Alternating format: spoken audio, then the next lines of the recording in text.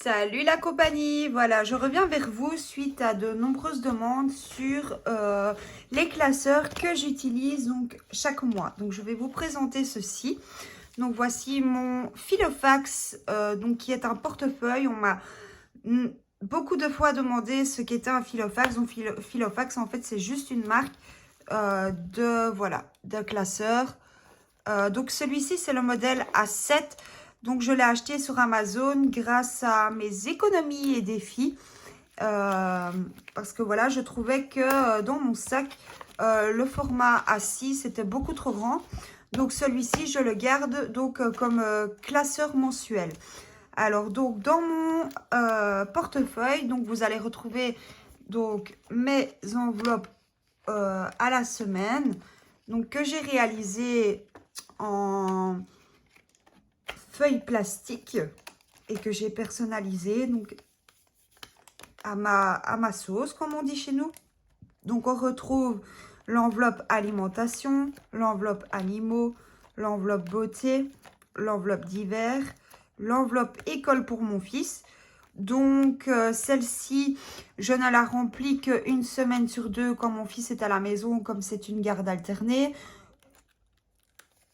Donc, mon enveloppe personnelle. Donc, vous voyez qu'ici, dans mes enveloppes, donc c'est un format où les billets de 10 € passent complètement. Donc, les 20 et 50, nous devons les plier. Ensuite, il y a l'enveloppe loisir, l'enveloppe de mon fils, l'enveloppe perso, l'enveloppe restaurant, santé, shopping, urgence, vapote. Et oui, mauvaise addiction. Et enfin, ici, je garde donc une enveloppe zippée pour mes billets de 5 € et une deuxième pour tout ce qui est les pièces. Donc, ceci, c'est mon portefeuille donc que je remplis tous les vendredis et que le vendredi suivant, je vide pour à nouveau remplir.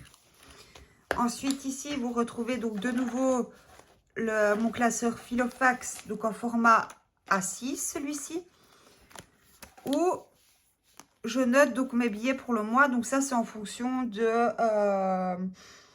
ma fiche de préparation de budget où je divise, donc je note chaque billet combien il m'en faut pour moi pouvoir aller retirer à la banque.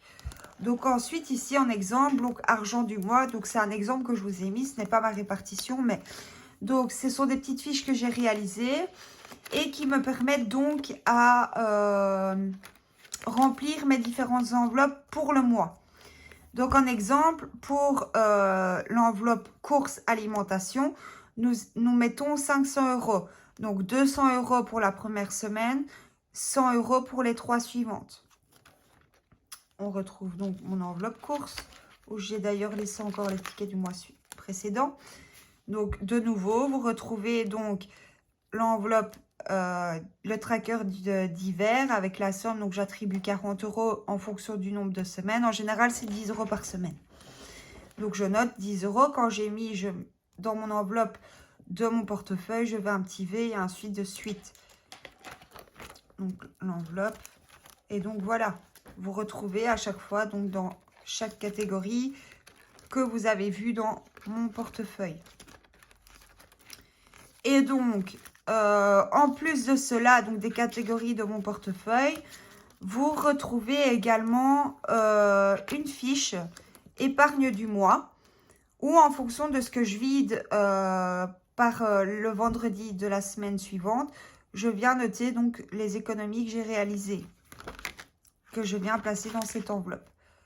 Après, donc j'ai l'enveloppe pour garder mes défis pour mon défi 5 € du mois. Voilà, ça c'est défi du mois, donc c'est de l'argent que je dois placer en épargne. Mais j'ai également mis dans ce classeur l'enveloppe sport de mon fils et également repas de son école. Parce que voilà, avec son papa, on passe un accord et donc en fonction de qui paye les repas, et bien voilà, je mets les pièces dedans et comme ça, je les ai sous la main. Alors, en plus de ceci, je m'aide, comme vous avez déjà vu dans ma première vidéo, de mon Love Ducky, donc en A5, donc qui est le classeur qui contient mon budget planner. Et donc, je m'aide une fois que ma fiche comme ceci est faite et que j'ai fait ma répartition dans mes classeurs, eh bien, je viens renoter tout au propre et comme ça, j'ai toujours un suivi. Donc, en exemple, j'ai pour le mois d'août, voilà l'exemple que vous avez, donc les sommes que j'avais prévues et en orange, les sommes réelles que j'ai mises. Et donc, au suivant, ce sont pour les épargnes. Donc, ici, vous retrouvez donc mes défis catégorisés ici. Donc, comme je vous avais parlé dans la précédente vidéo, les épargnes à court terme, les épargnes à long terme, les épargnes variables. Et puis, on retrouve également, donc en exemple, pour ne pas perdre, pour savoir ce que je dois payer chaque mois. Donc, dès que je reçois une facture, eh bien, je viens noter ici, voilà, en exemple, j'ai ma DKV ici en septembre à payer de ce montant-là. J'ai ma CSC, donc qui est mon syndicat, voilà, j'ai ça, j'ai mon assurance voiture, voilà, toujours comme ça. Donc, au moins, je sais que quand je fais mon budget prévisionnel, eh bien, j'aurai ces différentes factures à payer. Donc, ici, donc c'est le suivi des dépenses mensuelles. Donc, je fais le relevé de tout ce que je paye avec ma carte. Donc, ceci, c'est uniquement pour tout ce qui est payé en carte bancaire.